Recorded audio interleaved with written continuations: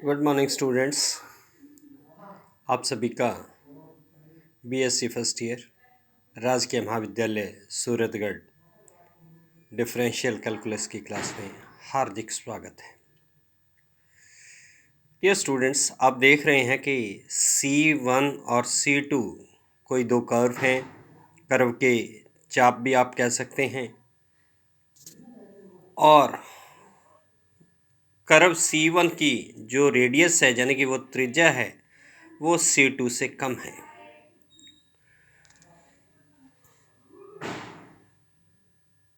तो बिंदु P पर C1 की जो वक्रता है वो C2 से अधिक है, यानी कि जिसकी रेडियस कम होती है उसकी वक्रता ज़्यादा होती है। वक्रता होती क्या है कि वक्र के किसी बिंदु पर उसका जो मोड़ ही वक्रता कहलाती है। आप देखते होंगे कि डेली लाइफ में हम किसी कोण को जितना नज़दीक से मोड़ते हैं उतना ही उसकी वक्रता ज़्यादा होती है, मुश्किल होता है, नुकीला होता है मोड़। The bending at any point of the curve is called curvature.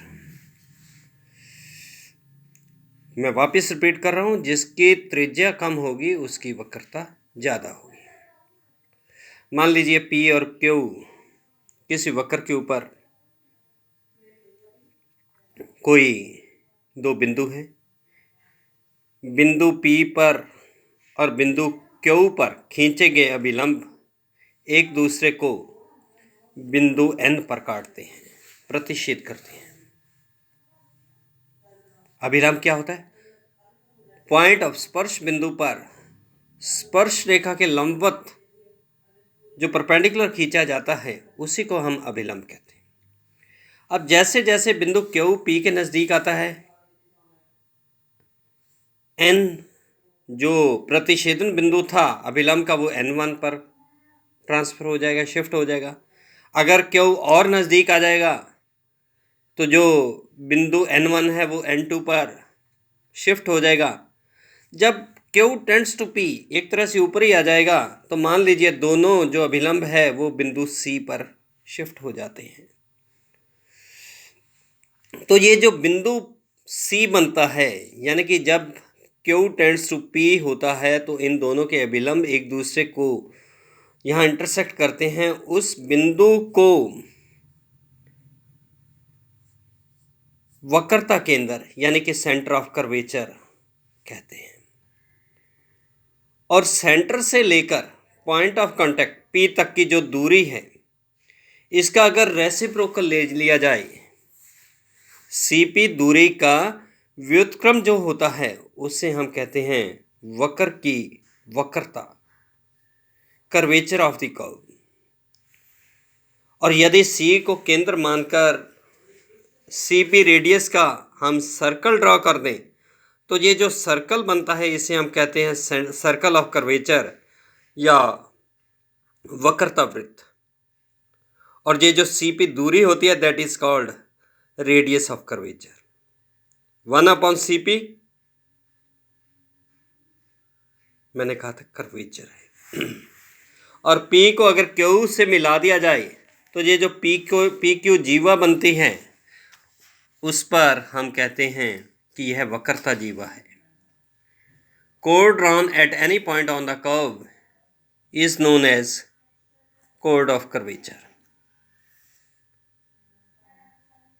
अगर हमें वक्रता त्रिज्या कैलकुलेट करनी हो, radius of curvature intrinsic form में, S और psi की फॉर्म में, तो वो कैसे ज्ञात करेंगे? मान लीजिए कोई कण किसी वक्र में गतिमान है।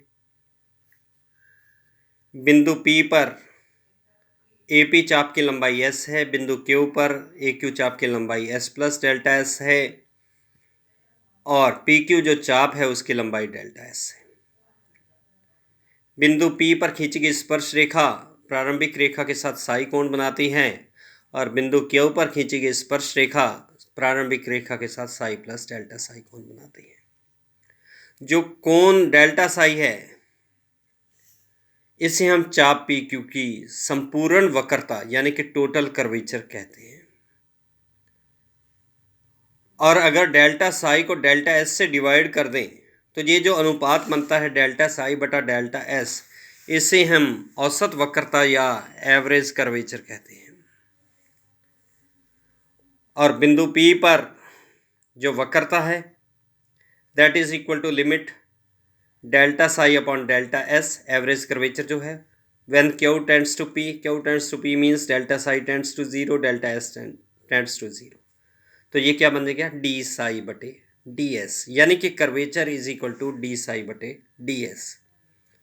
तो रेडियस ऑफ कर्वेचर, वक्रता त्रिज्या, 1 बटा कर्वेचर, और that is equal to D S upon D psi. तो इंट्रिंसिक फॉर्म मैंने कैलकुलेट कर ली कि अगर आपके पास एस और साई में कर्व की इक्वेशन दे रखी है तो उसकी जो रेडियस ऑफ कर्वेचर होगी, वक्रता त्रिज्या होगी, that is equal to D S बटे डी साई। अगर हमें कार्टेशियन फॉर्म, कार्तीय फॉर्म में क्या याद करना हो कि मान लीजिए y is a function of x है, हम जानते हैं tan psi is equal to क्या होता है, D Y by D X, differentiating both sides with respect to s। तो sec square psi D psi बटा D S is equal to क्या हो गया, D by D S of D Y by D X. Sec square psi D psi by D S is equal to, इसे मैं क्या लिख सकता हूँ, D by D X of D Y by D X into D X upon D S. तो D psi by D S की value क्या आ गई, D X by D S into D two Y with respect to D X two upon sec square psi.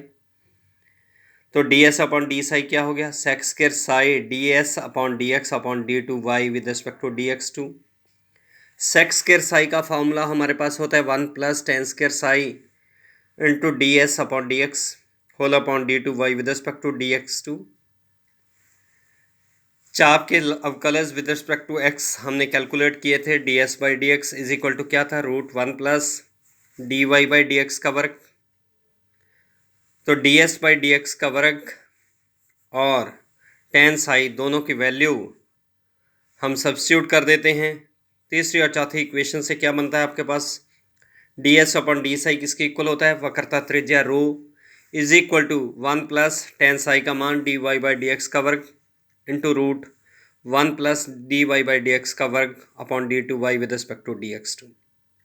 तो वक्रता त्रिज्या क्या होगी, 1 plus D Y by D X का square whole power 3/2 upon D two Y with respect to D X two, या rho is equal to 1 plus Y one square whole power 3/2 upon Y two. Y one means first order derivative यानी कि D Y by D X, Y two means D two Y with respect to D X two. अगर आपने x और Y को interchange भी कर दें तो भी वक्रता त्रिज्या का यही फॉर्मूला रहता है, rho is equal to 1 plus D X upon D Y का स्क्वायर यानी कि 1 plus X one square whole power 3/2 upon X two. यह सूत्र तब ज़्यादा बेनिफिशियल होता है जब स्पर्श रेखा एक्स अक्ष पर लंब होती है, क्योंकि उस केस में डी एक्स बटे डी वाई शून्य हो जाता है। अगर हमें प्राचलिक रूप, तो मैंने वक्रता त्रिज्या इंट्रिंसिक फॉर्म में कैलकुलेट की, rho is equal to D S बटे डी साई। कार्टेशियन फॉर्म में rho is equal to 1 plus Y one square या वाई डॉट भी कह सकते हैं whole power 3/2 upon Y two या वाई डबल डॉट। इसी प्रकार वाई की जगह एक्स भी कर सकते हैं। प्राचलिक रूप यानी कि पैरामेट्रिक फॉर्म कि मान लीजिए X is a function of T, Y is another function of T, तो D Y by D X क्या हो जाएगा, D X D Y by D T upon D X by D T. तो उसका मान कैलकुलेट करें तो five dash T upon F dash T यानी कि Y dash upon X dash. D two Y with respect to D X two again differentiate कर दीजिए, तो आपके पास क्या बनेगा, D by D X of Y dash upon X dash. इसे आप लिख सकते हैं D by D T of Y dash upon X dash into D T upon D X, क्योंकि वाई डैश क्या है, D Y by D T. तो इसे अगर मैं क्वोशिएंट रूल से डिफ्रेंशिएट करूं तो X dot X dash square X dash as it is, Y dash का differentiation Y double dash minus Y dash X double dash, और इसे सॉल्व किया जाए तो D two Y with respect to D X two is equal to X dash Y double dash minus Y dash X double dash upon X dash का cube. तो D Y by D X और D two Y with respect to D X two का मान समीकरण 5 में रख दीजिए, जो वक्रता त्रिज्या आपने कैलकुलेट की थी। तो उस केस में वक्रता त्रिज्या बन जाती है आपके पास rho is equal to X dash square plus Y dash square whole power 3/2 upon X dash Y double dash minus Y dash X double dash. तो इस प्रकार से हम रेडियस ऑफ कर्वेचर को ज्ञात कर सकते हैं। तो आज इतना ही, कल और रिजल्ट्स इसके कैलकुलेट करेंगे। Thank you very much.